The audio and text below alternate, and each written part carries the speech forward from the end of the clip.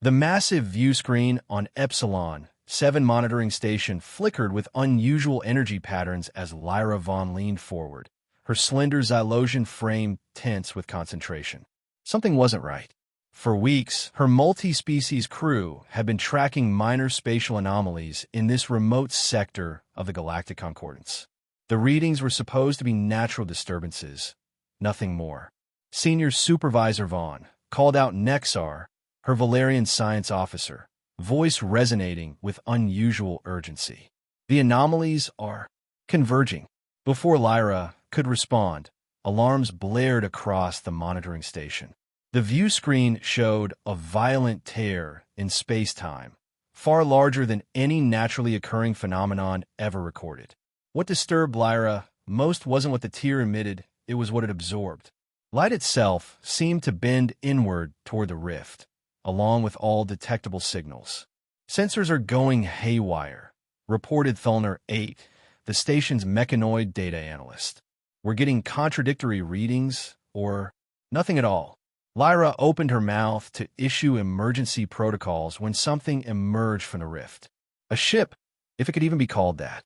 Unlike any vessel design known to the Concordance, it appeared almost organic in nature. Its hull resembled liquid metal that continuously shifted structure, emitting strange energy ripples that distorted local space. "Is that?" Nexar's voice trailed off as preliminary energy signature analysis appeared on his console. "Impossible."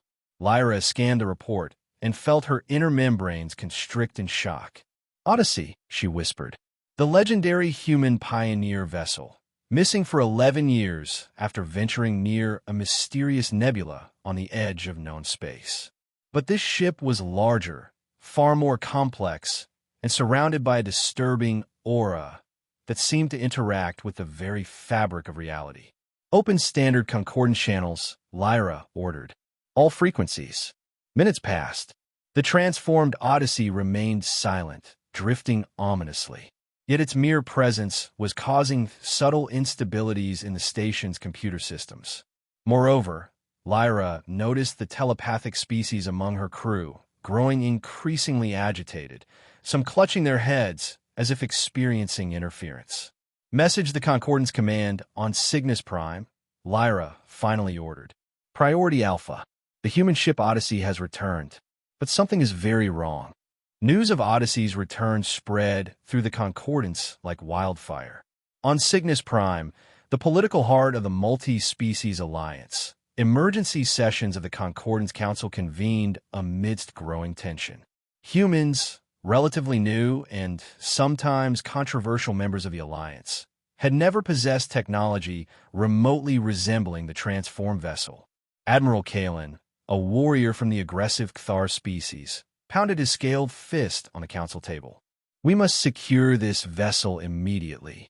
Either humans have concealed advanced technology from us, or worse, something has corrupted their ship." A rapid response fleet was dispatched under Kalen's command with orders to assess and contain the Odyssey. On Earth, the United Earth Defense Force headquarters buzzed with frantic activity.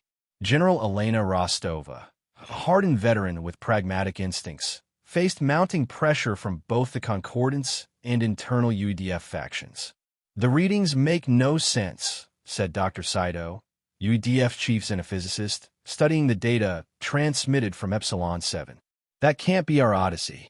The energy signature alone suggests technological capabilities centuries beyond our current understanding." Rostova's weathered face remained impassive. "Then what is it?" "Whatever it is," interjected Colonel Hakim, "the Concordance is treating it as a threat. Kalen's fleet isn't known for diplomatic solutions." Rostova studied the holographic display showing the transformed Odyssey. 11 years ago, she had personally approved Captain Elias Vance's mission to investigate the nebula. Vance was one of Earth's finest explorers, cautious, brilliant, and resourceful. What had happened to him and his crew of 47 humans? "Open all channels to that ship," she ordered. "Try everything. Old Earth protocols, emergency frequencies, even ancient Morse code if you have to. Something of ours must remain in that thing." The Cthar cruiser Indomitable led Admiral Kalen's fleet as it approached the transformed Odyssey. 6 warships formed a containment pattern around the silent vessel. Final warning, Kalen transmitted. Unknown vessel, you will power down systems and prepare for boarding, or we will disable you. Silence. Deploy magnetic tractor beams, Kalen ordered. Pull it into the containment field. As the tractor beams engaged, the Odyssey finally responded. Its liquid metal hull rippled, generating a nonlinear energy field that completely neutralized the weapons and propulsion systems of the closest Concordance vessels without causing any physical damage. The ships were pushed back, drifting helplessly. "What just happened?"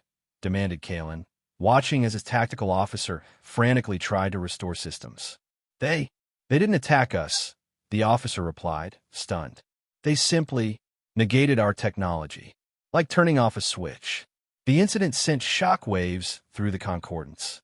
Clearly, Odyssey possessed defensive capabilities far beyond current understanding. Hardline factions within the Alliance immediately called for stronger military action. Back on Earth, UEDF communication specialists detected an incoming transmission, not through conventional channels, but via an incredibly complex encrypted package sent directly to Earth through what appeared to be a quantum protocol that human scientists had only theorized. When decoded, the package contained fragmented and sometimes incomprehensible logs from Captain Vance, along with sensor recordings showing the ship's journey into what was described as an alternate spatial realm, subreality, after being pulled into the mysterious nebula. General Rostova reviewed the logs in her secure office, expression growing increasingly troubled as Vance's increasingly disjointed entries described encountering the lattice mind, an ancient, non-material form of consciousness existing as a network of energy and information. To survive and escape pursuit by something within that realm, the Odyssey and its crew had been forced to synchronize with the lattice mind.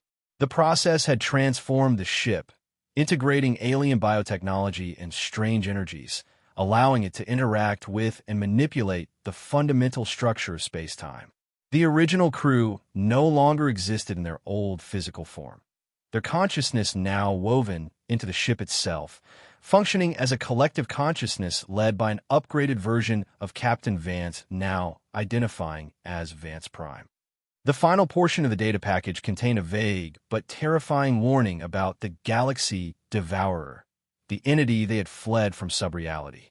It wasn't described as a creature or fleet, but as a conscious extinction process, a form of cosmic cancer that spread, consuming matter, energy, and even physical laws, turning galaxies into nothingness.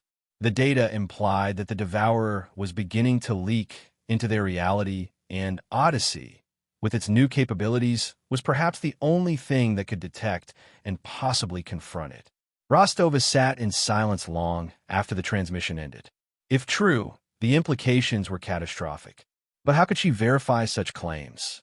And how would the Concordance, already suspicious of the transformed ship, react to such information? "Our existence depends on making the right decision," she murmured to herself, initiating a secure direct line to her most trusted scientific advisors.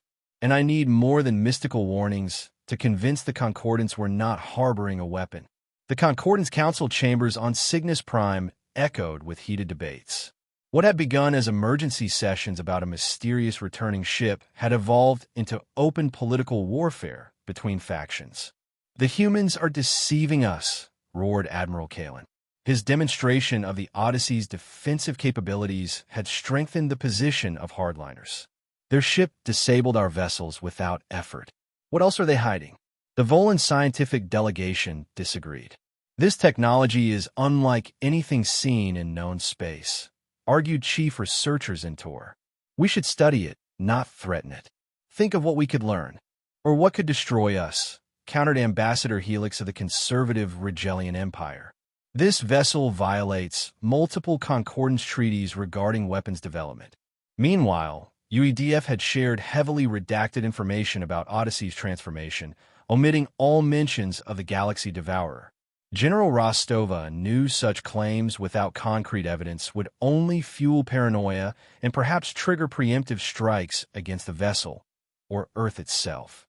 Instead, she focused on buying time, emphasizing the transformation was not of human origin and proposing joint research teams to study the phenomenon safely. Privately, however, Rostova had made her decision after extensive analysis of the data package and noting that the strange energy signatures matched unexplained reports from distant outposts. She believed Vance Prime and the Odyssey. UEDF began secret preparations. They couldn't directly confront the entire Concordance, but they could facilitate Odyssey's mission. Fleets were strategically repositioned under the guise of exercises, defense networks quietly upgraded, and top scientists assembled to decode more about the technology and threat. A secret, unstable communication channel was established between Rostova and Vance Prime. The collective consciousness explained that the Galaxy Devourer operated by infecting star systems, gradually altering physical constants until they collapsed into an impossible state of non-existence. The first sign was silent zones, where physical laws began to fluctuate. "We must move cautiously," Vance Prime communicated. Fear and panic would spread faster than the Devourer itself, triggering societal collapse before the physical threat manifests fully. While the Concordance continued debating, Odyssey detected the first sign of the Devourer's incursion in a distant, uninhabited star cluster in the uncharted territories. The ship transmitted real-time sensor data to UEDF. The data showed stars in the cluster vibrating at subatomic levels, planetary orbits becoming erratic, and emitted light subtly distorted. It was the beginning of the extinction process. Rostova faced a terrible choice: make this information public and risk galactic panic, or allow Odyssey to act alone, potentially vindicating the hardliners' claims of human deception if discovered. Sometimes, she told her closest advisors, salvation comes at the cost of reputation. We will be judged by history, if there is a history left to judge us. Odyssey moved toward the affected star cluster, not using conventional engines, but folding space, an instantaneous travel method that nevertheless left detectable space-time ripples. This unilateral action was spotted by Concordance patrol vessels. Admiral Kalen and the Hardline faction seized upon this as evidence of human duplicity and demanded Council authorization to pursue and attack. They're operating a superweapon in Concordance territory without authorization, Kalen declared to the Council. Each moment we delay emboldens them further. The Council remained divided, but authorized Kalen to monitor and intercept the vessel, stopping short of authorizing offensive action without provocation. Meanwhile, Odyssey reached the dying star cluster. Rather than attacking, it deployed a complex network of resonance devices around the affected stars. These devices, based on lattice mine technology, began emitting carefully calibrated energy frequencies to stabilize the fluctuating physical constants. The process was extremely dangerous and complex. Odyssey continuously adjusted and endured violent reactions from the infected spacetime. The ship constantly shifted form to adapt. Kalen's fleet arrived and, despite orders from moderate council members to stand down, ordered an attack on Odyssey when it was at its most vulnerable state. To defend itself while completing its mission, Odyssey was forced to use a fraction of its offensive capabilities. Rather than firing weapons, it created a local causality bubble where time and space around the attacking ships violently distorted. Several of Kalen's vessels were destroyed or thrown into other space dimensions. Kalen was forced to retreat, but his hatred only intensified. Odyssey's defensive action sent political shockwaves through the Concordance. Many now believed humans were concealing a superweapon. UEDF was harshly condemned. Meanwhile, the star cluster healing process partially succeeded, slowing the spread of the Galaxy Devourer, but Odyssey also suffered severe damage and energy depletion. Vance Prime transmitted a brief message to Rostova. Temporary stabilization achieved. We need time. The Devourer knows we're here. Odyssey retreated into a dense gas nebula to repair and regenerate, using lattice-mind self-reconstruction technology. Communication with Earth became more difficult. On Earth, Rostova faced a crisis of confidence. Pressure from the Concordance, demanding Earth explain and surrender Odyssey, increased daily. Some within UEDF also began questioning her decisions. "What if we're wrong?" asked Colonel Hakim during a private meeting. "What if this is a deception, or worse, a delusion from whatever transformed our people?" "I've considered that," Rostova replied grimly. "But the evidence from multiple sources correlates. The anomalies are real and spreading. And Odyssey is the only thing that's demonstrated any effect against them." Within the Concordance Council, the division reached its peak. Some members began recognizing patterns in recent events, the silent zones, Odyssey's actions, and suspected a greater threat was being concealed. Zintor, the Volan researcher, presented findings from independent monitoring stations showing the stabilization of the affected star cluster. Whatever Odyssey did, it reversed a process our instruments couldn't even properly detect. This suggests a threat beyond our current understanding. Vance Prime re-established contact with Rostova, informing her that the Galaxy Devourer was responding. It wasn't merely infecting, but now focusing its intent on Odyssey, regarding it as the primary obstacle. A direct confrontation was inevitable and would occur at a space-time convergence point the Devourer was creating. "This is what the lattice mind prepared us for," Vance Prime communicated. "We cannot destroy the Devourer. It exists partially outside our reality. But we can contain it, create a scar in space-time that prevents its spread." "At what cost?" Rostova asked. The silence before Vance Prime's answer told her everything. "We were never meant to return to Earth, General. Our journey through sub-reality changed us beyond human parameters. This is our purpose now." Odyssey, though not fully recovered, moved toward the convergence point, a region of space where reality was visibly thinning. The Galaxy Devourer manifested not as a specific form, but as a multidimensional storm of extinction, a void consuming stars and the very structure of space. Odyssey activated its full capabilities. The ship transformed into an almost pure energy structure, a reality anchor. It didn't attempt to destroy the Devourer, impossible, but tried to isolate the affected space, creating a scar in space-time to prevent its spread, sacrificing itself as a container. The battle occurred at conceptual and fundamental physical levels. Time-inverted, physical laws bent to breaking points. Odyssey/Vance Prime had to use every insight from the lattice mind to maintain stability. The confrontation ended with a colossal energy explosion that shook an entire corner of the galaxy. The Devourer was contained, its spread isolated in a sealed space-time bubble. But Odyssey also disappeared in that explosion. The fate of the ship and the collective consciousness of its crew remained unknown. Had they succeeded in saving the galaxy from immediate destruction at the cost of their own sacrifice? Or had they evolved to another state of existence inside or outside that bubble?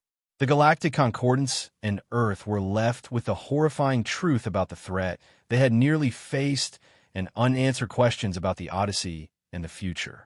The event forced species to reconsider their position in the universe and the fragility of reality itself. General Rostova stood alone in her office, gazing at the galactic map where the space-time scar had formed, marking both the sacrifice and the lingering mystery of Odyssey. An emergency session of the Concordance Council had been called, and she would have to explain everything now. The time for secrets had passed. "They call us reckless," she whispered to the distant stars. "But you gave everything to save us all." Her communication panel lit up with an incoming transmission. Admiral Kalin was demanding immediate answers about Earth's involvement with Odyssey. The political fallout was just beginning. Yet as Rostova prepared her response, a subtle fluctuation appeared on the monitoring systems, almost undetectable, but present. A pattern that resembled Odyssey's quantum communication signature, emanating weakly from the edge of the space-time scar. She froze, watching as the pattern repeated. Not a distress call or a message, but but something else. A pulse like a heartbeat. Rostova smiled faintly. Perhaps the end was also a beginning. 11 years after disappearing into a mysterious nebula, the human exploration vessel Odyssey had returned transformed. It had faced an incomprehensible cosmic horror and seemingly sacrificed itself to save reality itself. But in the vastness of space-time, nothing truly ends. The pulse continued, steady and patient, waiting to be understood. In the darkest reaches of space, at the edge of a newly formed scar in reality, something stirred. Neither fully Odyssey nor entirely Vance and his crew, but something evolved beyond what humans or even the concordant species could comprehend. The galaxy devourer was contained, for now, but the universe contained other wonders and terrors. And whatever Odyssey had become, it would be ready. The transformation of disaster into opportunity, of endings into beginnings, was perhaps the most human quality of all. And despite everything that had changed about Odyssey, that essence remained. The stars continued their ancient dance, unaware of how close they had come to eternal silence. In the great cosmic game of existence, the pieces had been rearranged, but the board remained intact. For now, when the next crisis came, and it would come, humanity and the concordance would need to remember the lessons of Odyssey. That evolution sometimes requires sacrifice, that understanding often demands transformation, and that the greatest threats can only be faced together beyond the boundaries of species and space-time itself. General Rostova saved the recording of the mysterious pulse. There would be time for investigations later. For now, she had a galaxy to help heal and a humanity to defend, not just from external threats, but from their own fear and prejudice. Safe travels, Odyssey, she whispered to the stars. Whatever you've become, wherever you are, in the void between realities, something answered.